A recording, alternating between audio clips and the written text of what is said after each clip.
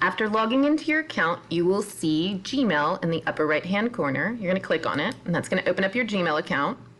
You'll notice that one of the teachers has been using it for demonstration purposes, and we're just going to ignore that at the moment.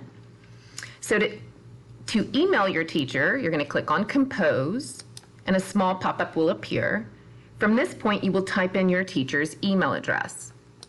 So you'll notice Mrs. McGree, me, is smcgree@acisd.org, or if you have Mrs. Barden, is gbarden@acisd.org, or Miss Smith is bsmith@acisd.org, or you have Miss Jeter, which is sjeter@acisd.org, and finally we have Miss Wilson, and she is mwilson@acisd.org.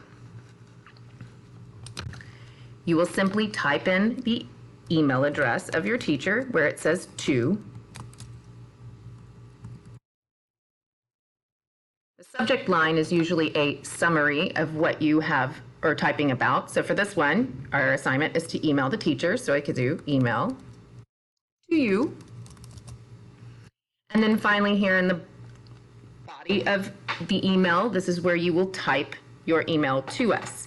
Remember to follow the email etiquette guidelines we have posted in the class. So the assignment is, for your closure today, I want you to practice sending me an email using email etiquette. Email me questions or comments about today's lessons.